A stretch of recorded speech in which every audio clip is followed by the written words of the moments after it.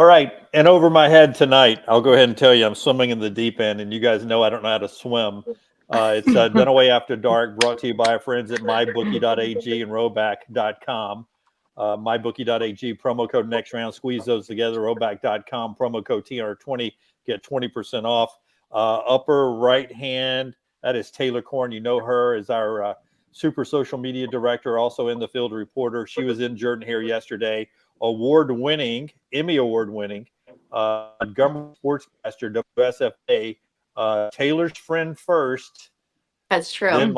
Then my friend Rosie Langello. Did I come close to your last name? Yeah, you got it. Langello. Good job. You made the Italians happy. Thank you. WSFA down in Montgomery sports leader. She was in Jordan Hare Stadium yesterday. Everybody will be at Bryant Denny this week. I don't know. I'm assuming. I forget Oklahoma's in town at Auburn. Taylor will be back at Auburn for Oklahoma. Is that right? You are correct. Yep. And Rosie, you'll be where? I will be anchoring. I am going to anchor that night. Yeah. So we're sending a crew to Auburn just because of the timing of things. And then I'm sending my weekend sports anchor to Bama, Georgia. Wow. So you're choosing to anchor on a Saturday night with two big name brands in the state. Interesting. You know who used to not do that? What, this guy was always in a stadium. He wasn't going to be in the studio. I want to be in the game. I don't want to be, but just what's going on. We need someone there. I need a third person, Jim. Just call down the WSFA and tell them I need a third person. Wow. Make a call, Dunaway. You know I'll do that. I miss TV already with my great hair. God. Yeah. So we're gonna get reaction first. Okay. I want to get reaction, and I'm gonna save little T for next. I'm going to go with you first, Rosie, because you're our guest here tonight. It's after dark. Everything is on the table here. Say what you want. Few thousand people will see this before they wake up tomorrow morning. You're 4 games into this Auburn season. Well, let me first start this way. Back at SEC Media Days, we had a chance the night before Hugh Freeze met the media to hang out with him a little bit off the record. We won't talk about anything we talked about.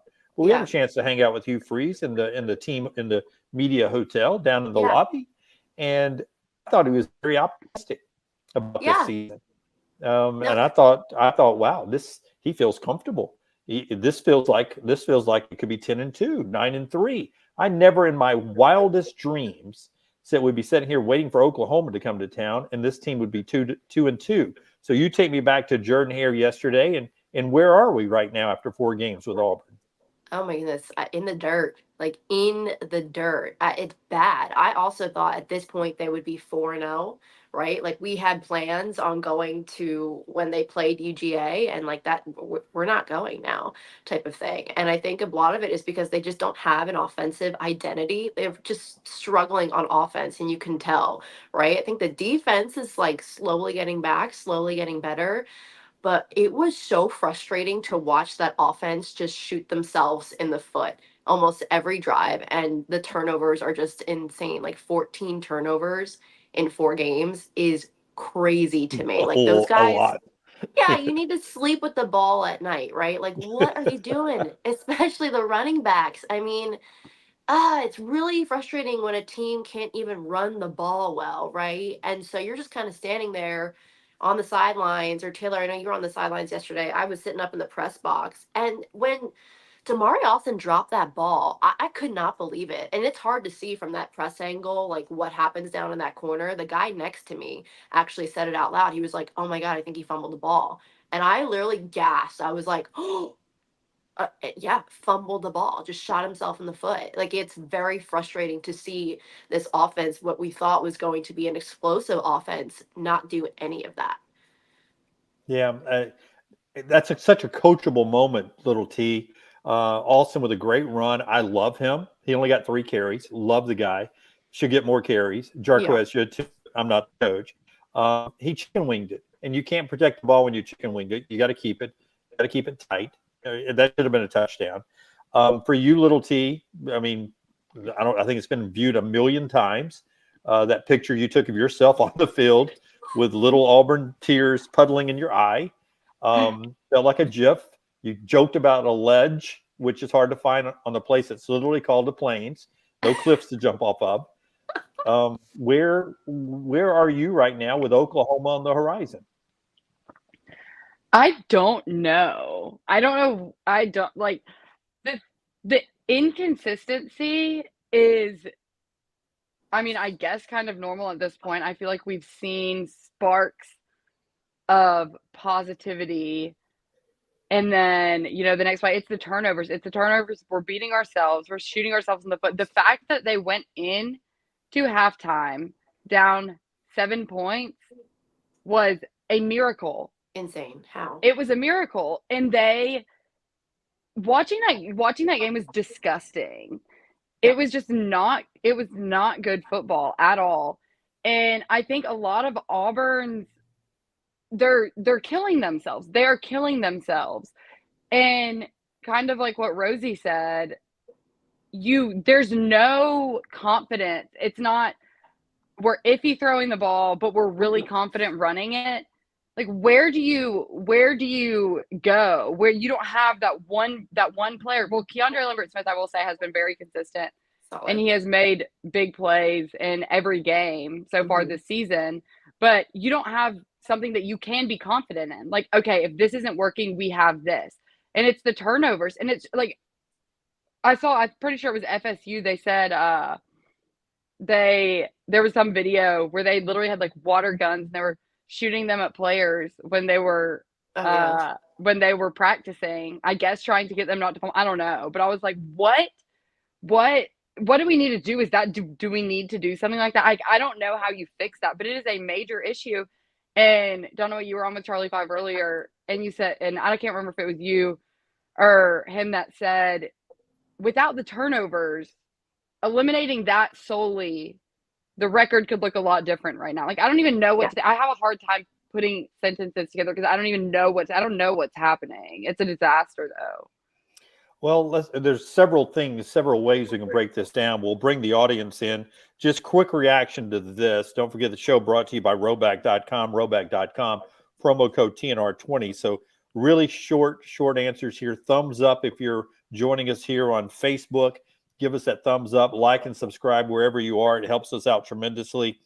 Vol Fan 205, by the way, Tennessee looks like the best team in the country to me. More on that tomorrow on the next round. But if I had a poll, if I was voting in the AP poll like I have in the past, I think I'd have Tennessee number 1 in the country right now. Vol Fan 205, apologies to Auburn for abusing Oklahoma so bad that they found their true starting quarterback. They may end up pulling what Hugh Freeze did. They may bench Jackson Arnold and go with the kid they brought in the game last night, their young quarterback. And if they do that, I'm going to go ahead and say it right now. If they don't start Jackson Arnold, I think they're making the same mistake Hugh Freeze made, and I think they get their ass whipped down in Jordan-Hare Stadium. If they let that kid start who played better than Jackson Arnold last night, but it's different coming in when you're down a couple of touchdowns, trying to bring a team back, as opposed to you being the starter all week, and then you've got to go on the road in the SEC and win a game. I think it would be advantage Auburn if they start that kid and they don't start Jackson Arnold. But I get what you get, Vol Fan. You got a national championship contender there. This is the one everyone's talking about here, okay? Landmine believer here. Hugh Freeze throwing his players under the bus after every loss is funny but also pathetic. Ben Watson went off on him on the SEC network last night, and rightfully so. Everyone's talking about what former Ole Miss and Hugh Freeze quarterback Bo Wallace said. But here's Ben Watson on the SEC network last night saying the same thing. Now, before you guys react, a little disclosure. If you watch the entire Hugh Freeze news conference, and I think you both were there for it, there are moments, I think I'm correct about this, I've seen them, there are moments in that whole lengthy news conference that at times he does say it's on the coaches, it's on him. But the bite that's getting the most play, and we sent it out from the next round as well, is when he says, I know there were open receivers on plays. I know blah, blah, blah. When he starts doing that stuff, and that's the one that's gotten the most play. It's the one that got Ben Watson fired up on the SEC network. It's the one that got former Ole Miss quarterback Bo Wallace fired up. You guys were there. What did it feel like in that locker room? And do you think Hugh Freeze is throwing players under the bus, Rosie? I don't. Actually, I don't really agree with it at all. And I think, like you said, he said multiple times at that press conference, like it's on the coaches, like we have to coach better. He also said something, I can't remember it quote by quote, but he was like, we're judged off of performance, but like, I love these kids individually and I don't, judge them on how like they play, like I love them, blah, blah, blah. But we're in a performance based industry here. So like, yeah, like people are going to judge them how they play, obviously, right? What did you just put that up? Oh, sorry. Oh, yeah. Did But you? yeah, No, it was me. I don't really agree with what people are saying in that he's throwing people under the bus. I think he's correct in that Peyton Thorne and Hank Brown have had open receivers, and you have good receivers that you can't get the ball into their hands. And when you do, it's either tipped and it's intercepted or they're just not catching the ball, right? But then you have to go back to Hugh Freeze and you have to make the point where like, well, you're calling the plays here too. Like you're making those decisions on where the ball is going. So you also made the decision to not go into the portal and get another quarterback as well. So like I do think he's taken accountability for certain things, not everything yet, but I don't feel like he's throwing players under the bus. Taylor?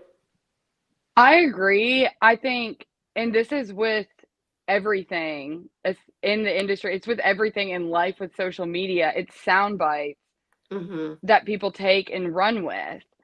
And that can be, a positive thing sometimes or a negative thing sometimes. In this case, it's obviously a very negative thing. But the thing is, one of the things that actually stood out to me in that press conference after the game yesterday was how many times he said, we're not coaching the quarterbacks well enough. I need to do better. It starts with the coaches. It starts with the coaches. And half the people that are watching the press conference and commenting on this, I can guarantee are not going back and watching the full thing. And this is a double-edged sword because he's honest. One of the things about Hugh Freeze is he goes to press conferences and he's honest. There's minimal coach speak, I think, and you can typically expect him to say what's on his mind. So if he went in there, everyone is saying on Twitter, on social media, in conversations, in group chats, they're probably saying, hit the open receivers. You have open receivers, and why are you making these decisions? Why are you doing this, that, or the other? And he's coming out and saying, hey, we had open receivers. That's I don't like, I get you need to protect your players, but if he just came in and said every single week, it's my fault, it's my fault, it's my fault, it's my fault over and over, there are very obvious things that are happening that, and maybe he's not putting them in the best positions. I don't know, but you can't, everyone knows that there are issues. Everyone knows that Auburn has a quarterback issue. And him saying we have open receivers and the quarterbacks need to make those throws, like, okay, I don't really see the big deal. And if you watch the press conference in his entirety, you would understand that he is taking responsibility. He's not going in and saying it's all their fault. It's all their fault. He says, I'm not coaching them well enough. Right. There's obviously a disconnect somewhere. And I think that this is getting blown way out of proportion.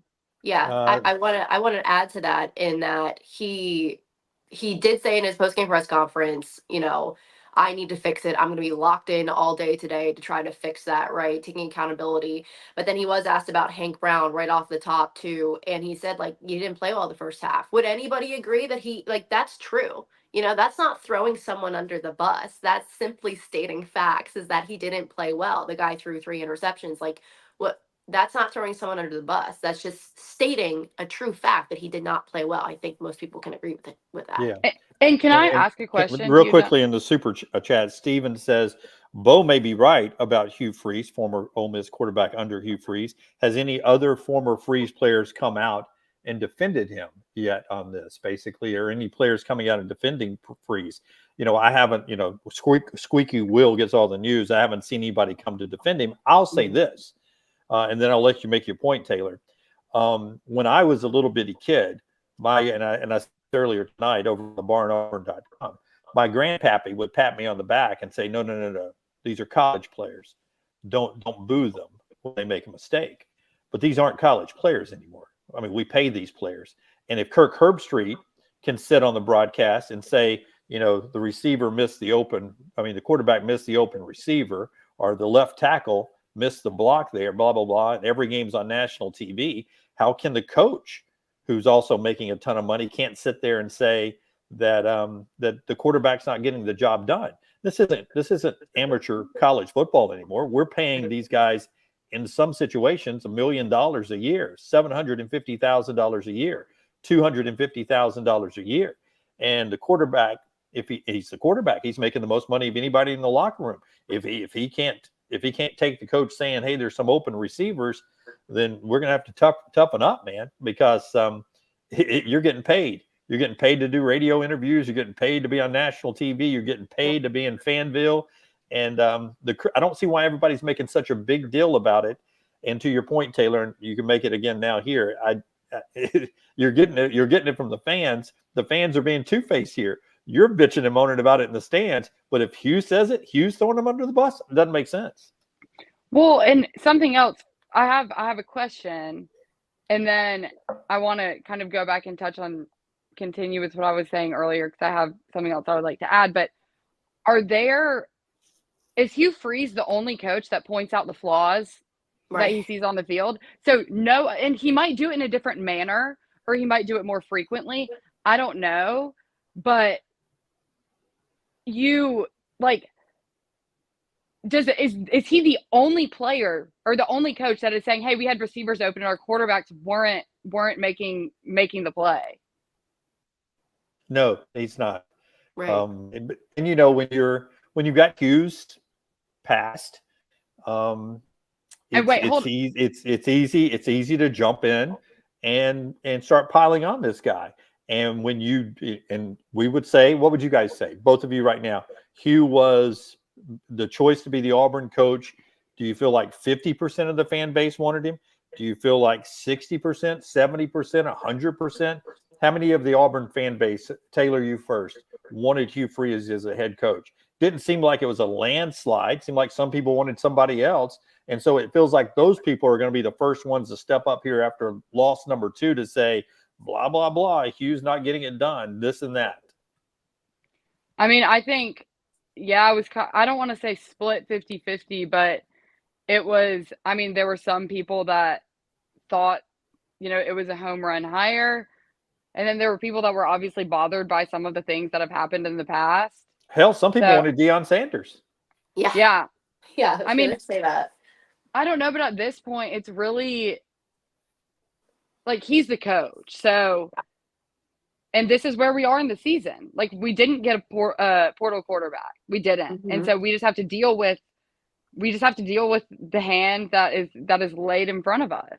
Rosie, you covered Nick Saban for a long time when you got to WSFA. He, I mean, in a different way, but he would point out mistakes that were made during the game or players that didn't get prepared, right? Yeah. So I don't really understand the scrutiny that he's getting. And I think it's just because they're not living up to the expectations that people had in their head. And I will say that Freeze has never exceeded, like, he's never been like, oh, we're going to be this, we're going to be that. He's like, we're building, I have to rebuild, I have to do this and he never said what Harsin did, but like, that's clear as day. Like, he didn't leave him with much, right? So it's like, is the fan base just getting impatient? And so now they're coming out of the woodwork and saying all these things and throwing him under the bus. That's what it looks like from afar to me. I'm not a fan of any of this, but just looking over Twitter and looking at reactions, it's like, well, now they're calling for his head because they're not doing as well as everybody thought they were, right? And I think that happens with a lot of fan bases. So they need time. At the same time, though, I think there is a big question surrounding, like, what happened from last year to this year? Yes, the quarterback thing is an issue, but it just feels like last year's team was a lot better than what we've seen in the first 4 games too. I think that's a big talker as well. Yeah. Michael, watching us from down in South Alabama. Hey, Rosie, we live in the Montgomery area. You do a great job at WSFA. So, Michael, thanks. Jumping in for you. Other people are saying Cam Coleman is going to look good in crimson next year when he pulls the Aiden Holloway. Rosie, I'll start with you. I mean, your boyfriend, your fiance is a coach. Mm-hmm. One day he'll be a college coach. It's a different world out there now. You got to keep your players happy, or they end up going somewhere else. Auburn had a great recruiting class. They've got one right now that's not signed yet, but it's top 5 in the country. How do you keep these guys happy? And crap, Alabama was a playoff team last year and they lost a kid to Texas. I mean, you're not going to keep everybody, but how do you keep the Freeze 4 happy these days? Yeah, that's a scary thought to think about. If you're Hugh Freeze and you went in and recruited and did all of that work, and it's like now the transfer portal, and kids are just different these days too. Like the kids are just like, well, I'm not happy here, so I'm gonna go. We're not winning, I'm gonna go, which is scary to think about. But Hugh Freeze was asked about that in his press conference yesterday, and he was just like, I can't answer that, but maybe he said like, well, they'll see that we need their help type of thing, so they'll want to stay here. I did see, I think it was Alvin and Jacaleb Folk say something today on Twitter, something positive about Auburn and things like that. So it's definitely time to worry about it, I think, for sure. I wouldn't hit the panic button on the recruits yet. I still think they have time to show that, hey, we can have this great team. There might be some time to salvage the season a little bit. I don't think that they're going to lose the rest of the way, right? But they definitely need to figure out the offensive struggles before they get deep into SEC play, because you do worry about these kids being like, nah, I'm going over to this school or that school at this point. Yeah, keeping it positive, right, Taylor? You guys have to keep it positive these days. Yeah, and I think that that's a lot of the banter on social media is one of the greatest things about it, Twitter, and in terms of college football. It's so fun, but it can also be so toxic when things like this that I do believe are being kind of blown out of proportion a little bit. And that obviously isn't a good look, but the pitch that's being sold isn't, we're an elite program right now, come join us. The pitch, what's being sold to these recruits is, you want to see the field, and you can very, very early because we need the help. And number 2, we're working towards being an elite program and being competitive with, the elite college football teams right now. So I don't know. And I've had the same concern too. And I've talked to multiple different people about it, just asking for opinions on what the impact will be on recruiting. And the common denominator of what I've been told is they look at losses a lot differently than fans do. So what does that mean? I don't know, but I don't know. I'm not doing great. Yeah, that's what everybody keeps saying. Taylor yesterday at Jordan-Hare Stadium, your face said it all. It's I was going to use that in the promotional tweet to send out, but I didn't know if you'd want me to or not.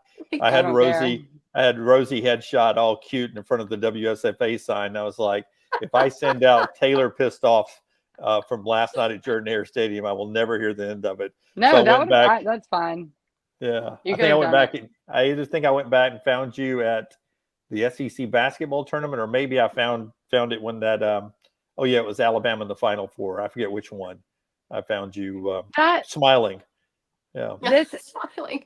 Yeah, I do that sometimes, but this, I don't know. It's just, in Dunaway, I want your honest opinion on the press conference thing. Like, what do you think about that? That's what's in the headlines right now. That's what everyone's freaking out about. Obviously, opposing teams are going to use that to or opposing fan bases, I would say, are going to use that to their advantage, or not advantage, but they're going to run with it as that happens, with everyone. But as a whole, what do you think about anything that anyone is saying in the chat room right now is all he does is blame everyone else. When good things happen, it was him, but when bad things happen, it wasn't him, and so on and so forth. But if you listen to the whole news conference, he takes the blame in places. Do I really believe he thinks it's his fault? No. Did I ever believe any other coach in the history of time ever thought it was his fault? No. Bear Bryant had a great quote back when I was a kid that If we lose, it's my fault. I'm paraphrasing, but if we lose, it's my fault. If we win, it's we did it as a team. If we looked great, you did great. But if we do bad, it's me. Do I really think Bear Bryant believed that? No, he was pissed off. He didn't learn something in practice. But ultimately, the coaches get paid more than the players do. But I don't think we pick out the soundbite that is the best soundbite. And Hugh did a horrible job of playing television or playing internet or playing radio, whatever medium you work in, by giving you that soundbite. He shouldn't have given us that soundbite. It's a bad look for him to saying, yeah, we've got open receivers running everywhere, basically saying it's not the play caller's fault. I mean, that's just bad on his part to phrase it that way. He should go in, polished PR guy, and really not give us anything interesting. You said he's honest. He shouldn't be honest.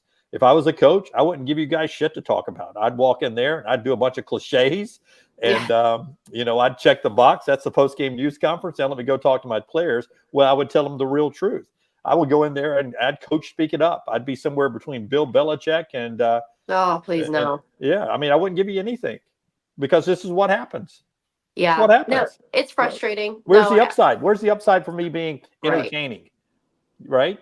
Does it help? You know who's entertaining? Lane Kiffin on social media. You know where he's not entertaining? When his mouth is moving. Not entertaining at all. He's boring. Well, then on the flip side, like, would you rather have a coach that just sits there and he's honest? Because like Taylor said, I feel like that's what we get. Or someone that just talks in circles, like the guy that was before Hugh Freeze and made us wait for 60 minutes after a press conference. You know what I mean? It's like, which one would you rather have at that point? Oh, you asking Jim, the 2-time Emmy award-winning sportscaster? Or are you asking, the fan of the team? Fan of the team. I don't want my coach to make any headlines at all. Yeah. I don't care if he's great with the media. I want him to win football games. Right. But the thing that is so frustrating to me about this, and obviously I am going to react to it more because I am a fan. That is not a secret by any means, is he did take the blame. Right. He took the blame over and over and over and then pointed out that part of the issue was that open receivers weren't getting the ball. Mm-hmm.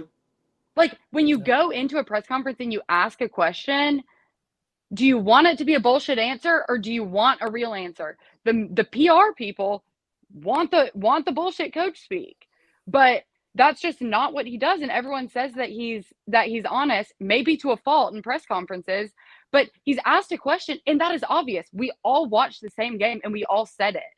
But you can say it though. You can say it though, Taylor. You can say it like, we're just not getting it done offensively right now. It takes 11 guys all doing their job to get it done, and we're not doing that. And you can say it's not all the quarterback's fault because, by the way, it's not all the quarterback's fault. It's not, because the great superstar Cam Coleman didn't run that route to his full capacity speed, and it ended up being just out of reach, interception. If he runs that route the way he's supposed to run it, then that is 100% a completed pass, right? Probably should have been caught anyway, but he didn't burst out of the turn, the cut, and get to the point where he needed to get, where he probably has 17 times in practice, and that's where Peyton threw the football, right? So that one's on him. It's on Austin that he fumbled right there. It's not always the quarterback's fault. Sometimes it's the offensive line's fault. Sometimes it's the receiver's fault. Sometimes it's just a good damn defensive play, Yeah. Yeah. And I think, and sometimes it's the coach's fault. And sometimes it's the coach's fault because he calls the wrong plays. Like in the defense, DJ Durkin yesterday. It's 3rd and 19. 3rd and freaking 19. What do? You rush 3, drop 8. And oh, by the way, the 8 let one person get behind them to score a touchdown. How big was that touchdown? It was pretty damn big. All right. Yeah. Now, was that the quarterback's fault? Was that the play caller's fault? No, it wasn't the play caller's fault. Yeah. That, can things be phrased better? Yeah. Yes. That the way that he said that, probably not the greatest. Emotions are high, but again, you need to be media trained to where you don't make comments like that. But I don't know. It's not great right now. And the fact that was the takeaway from the press conference also isn't great. But then again, I will stand by the fact that 90% of the people that are freaking out about it on the internet and making it as big of a story as it is, did not watch the full press conference. Yeah. I would tell you, I'm getting text saying that he did not take the blame. He checked the box. Well, that's what the news conference is checking the box. Because it's not the coach's job to make the plays. It's the coach's job to call the plays. I will say this, though. Hugh Freeze does have the reputation of being a quarterback developer. And if the quarterbacks are not hitting open receivers, that goes on Hugh Freeze because it's his job to develop, right? Right. And by the way, it was Hugh Freeze's decision not to go and spend $1.5 million or $2 million on a portal quarterback. That's your decision too. So those are Hugh Freeze decisions, 100% right there. Yeah. 100%. Yeah. The other thing I was going to say that was taken out of context, and I saw on your guys' tweet, is Peyton Thorne. I asked him actually, like, what is the advice that you would give to Hank Brown, after his first half performance? I actually didn't ask, I didn't say advice. I said, like, what were the conversations that you were going to have? Oh, my goodness. He literally was just like, oh, well, I haven't talked to him yet. Like, he's in the shower, but when when he's done getting ready and everything, I'm going to tell him, like, stay off your phone. Like, you don't need to be on your phone. Like, there's things on there that do not matter at all. And there's so many people that took that out of context as well. It's just like one little sound bite and people just run with it.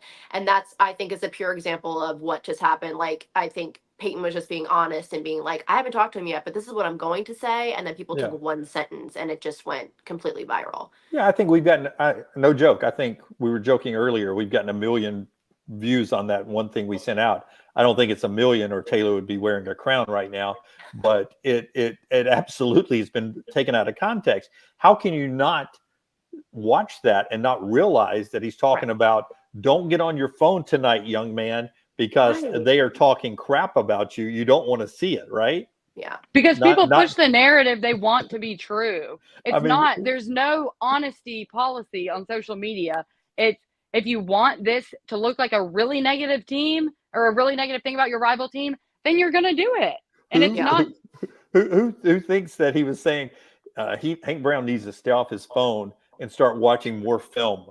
We're in the tape room in the back of the room, and it's the big screen. We're all watching it. We're getting coached up, but there's little Hank in the back playing Candy Crush on his phone. Stay off your phone, young man. That's not what he was talking about. He was saying, don't get on there. They're killing you. They're going to kill you. They killed me. They're killing you. Don't get on your phone tonight. Who doesn't take that in context? Who takes that out of context? It makes no sense. It makes no sense. I don't know. I mean, there are just so many things that need to be fixed. So many things that need to be fixed. And like you said, portal quarterback, would have been nice. There are a lot of things that would have been nice, but they didn't happen. So it's like, now, how do we deal with what you have? Yeah. Yeah. I promised Rosie 20 minutes. We've gone 40. Really? Like that? Yeah, I think it's 40. I don't know. I got glasses on and I'm a little intoxicated. I will ask you guys this real quick. We got a big game in Tuscaloosa this week. I'll start with you, Rosie, and then Taylor. Georgia at Alabama again. They got a cool little promo that was running during all the games yesterday. It's such a big game with a guy and a piano in the field. First of all, how do you get a piano in the field? Like a pickup truck, you roll it out there. Why would you play a piano in the field? But they were doing that, and there was nice little cuts to all the years of Georgia and Alabama. It's a big game in Tuscaloosa. Can't wait for it. I think Alabama's offensive line is better than it was last year when they beat them in the championship game. It's at home for Alabama. I mean, you've got Jalen Milroe, who's a little bit more mature now. I think Georgia doesn't have the great Brock Bowers and some of the weapons. They're not as dominating. All of a sudden, this feels like it's not Alabama going against mighty Georgia. These two teams seem the same. They seem to be on the same level. In the last couple of times, I've always felt like Bama was, fighting against the mighty Georgia Bulldogs. Now it feels like they're on the even level. What do you think of the game? I don't think they're on an even level. I think Alabama is better. Shut your mouth, Rosie. Yeah, I do. Don't get my hopes up. Here's my thing: is that I think Alabama is better. I think, like you said, Jalen Milroe has improved. The guy is such an athlete. guy can do it all. I also like the offensive line with Elijah Pritchett and Caden Proctor in there. They're strong, right? You got a good run game with Jam and Justice. And then you got guys that can catch the ball, the wide receivers. And Georgia has some young DBs back there. Now they got a star. I think, what's his name? Malachi Starks. Is he Yeah, still back yeah, there? I mean, he's yeah. good too, but then you got a new DB coach. So I think you throw it for sure. I think you can kind of air it out this game, but also I just think after what I saw Georgia do against Kentucky, I'm like, I think Alabama's got him. Here's my thing though. If Alabama goes into this and they lose, I think it's okay. It's okay. They're gonna meet again. And you rather meet them in the playoff, in my opinion, because then, it's always so hard to beat the same team twice. We all know that. But I think Alabama 100% beats them in the playoff. So either way, I do think Alabama is better going into this. I have never been high on Georgia. I really haven't last year or this year. And especially after what I saw against Kentucky, I think Alabama gets this in the bag. Yeah, don't get lured into that Kentucky game. That's always low scoring for some reason in Lexington. Taylor, I don't know if they meet again this year because Texas is good and Tennessee's good. I mean, there's a chance that it's Tennessee and Texas in Atlanta for the SEC championship, and neither Alabama or Georgia are there, but both can still be in the playoffs. You got an early fill on Georgia and Alabama. I know you'll be pumping out all sorts of content all week on such a massive game. I don't know. I think going into the season, there were a lot of people that thought, okay, this is going to be a Georgia blowout. It's Kalen DeBoer's first year. There were kind of questions about how the transition would go after Nick Saban retired.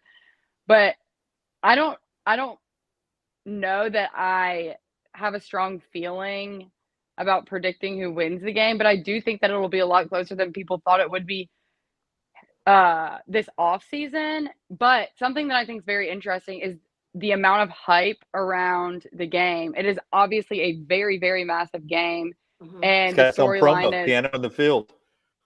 Right. It's and like Trump coming, just all that stuff. And then there are some young guys on both teams. So it's how much, and maybe it doesn't at all, but will that affect the game at all? The amount of attention, publicity, noise around it. And that's something that I'm interested to see how some of these young guys perform when they're on as big of a stage as they're about to be. Yeah, no doubt. When game day's there and it's such a big hype game, you got to. It's sometimes tougher being the home team because you got to control all that because you're around it all week. In the chat room, Y3 says Jim is such a bammer. Zach says, Y3, are you new to the show? Jim is always a bammer. Truth. True. Yeah. True. People are wanting to ask you next 3 games, Taylor. What do you think Auburn's record is? For those that don't know, it's Oklahoma at home, at Georgia, at Kentucky. I think I got that right. Yes, that's correct. I don't even know because the pattern that we've seen so far this season is one game has no correlation to the next. It's the performance is just, it's all over the place. It's not consistent. And like you mentioned earlier, if Oklahoma comes in with a young, inexperienced quarterback and they roll him out there as the starter for Oklahoma's first SEC road game in an environment that I expect to be good. It better be. Yeah. I fully expect it to be a good atmosphere. Then who knows what happens on the road at Georgia. I'm gonna go win, loss, win. Beat Oklahoma, lose to Georgia, beat Kentucky. That's what the Kentucky game is a question mark to me. Mm-hmm. But Georgia, I think that will depend on how things go in Athens. Coming off of, they've already lost 2 games, how things go in Athens. And then if it's a horrible game and they get destroyed, then how do they respond to that? Andy says, I'm not sure Oklahoma beats Auburn. I mean, heck, they have a quarterback issue as well. It'll be an interesting week as we get ready for 2 big games. Rosie has checked her fake watch on her arm twice now. No, I haven't. I was about to plug in my phone. I was ready to plug it in. For overtime, extra time. Yeah, I was ready. No. We try to keep these. I was taught to keep these between 20 and 30 minutes, and we've gone to 39 minutes. Oh my gosh, I could talk for another hour. I don't get to do this on TV. I know. You know, it's 3 minutes I get each night. I need more. I know, and you're doing it without a teleprompter. You're doing it so well. Right. Yeah. Imagine what I could do with a 30-minute show. I know. I know. Hey, we may have openings one day. Let us know. Send your resume. Send your resume to Taylor. I'm under contract. Yeah. Hey, if you're new to the show here, we do this every Sunday night. But here's the catch. I don't want you to come back next week and expect these two beautiful people to be with me. Oftentimes it's me talking to another dude, which is a lot less fun. But thanks to these two beautiful minded folks for joining me to talk about the game they were at yesterday at Jordan-Hare Stadium. That has everyone talking. She's Taylor Corn, as we go Brady Bunch up here top. She's our social media director at Next Round, and now in the field covering things. She's been to a Final Four already in her career. And Taylor met Rosie at the first round of the NCAA tournament in Spokane when we sent Taylor by herself to cover what we thought was going to be Auburn's trip to the Final Four. And Auburn got beat by who? Yale. And I'm not speaking anymore. That had Taylor crying in her wine, and Rosie walked over and said, "Hey, young lad, are you okay? You want to go to dinner with us?" And a friendship was born. And I actually asked her about ranch. I will say that. That was my pitch to her. And then Taylor said, "Jim, I've met this really nice girl, Rosie from WSFA in Montgomery." I said, "Oh, I know about Rosie. I've never met Rosie." I said, "But I want to be her friend." So when I went to the Sweet 16 in Los Angeles, I was like, "Rosie, Taylor said you're awesome. Now take care of me. Show me where I'm supposed to go." And the rest is history. And now we're all together on a Sunday night. Dunaway kept asking me and kept texting me. He was like, "Do you have the stats link?" I sent it to him like 3 times. He's like, "I can't find it." I'm like, "I'm going to send you the same link 10 times. You just can't find it, right?" Yeah, that's right. Yeah. And that's when I had to tell Rosie that I wasn't in my 20s anymore. I was shocked. I was shocked. Yeah, really. floored. Yeah, I had a hat on. Taylor knows that I always feel like I'm 40 years younger in my hat. All right, that's it. That's Dunaway After Dark. Thank you to Rowback.com. Thank you to MyBookie, MyBookie.ag. Promo code TNR20 for the goodware from Rowback. Next round, put those 2 words together from MyBookie.ag. Rosie, Tuesday through Saturdays at WSFA, Channel 12 in Montgomery, NBC affiliate there. The one-time host of the Pat Dye Show, and every coach after that. Do you guys still do the coaches show there? No, not there anymore. I don't think it's been around I never even heard of it until you brought it up. Oh, wow. Yes. There we go. Unfortunately, no. And then Taylor Corn, you'll see and hear her all week long on our platforms. All right. Good night, everybody. Thank you guys so much for making my Sunday so much better. And the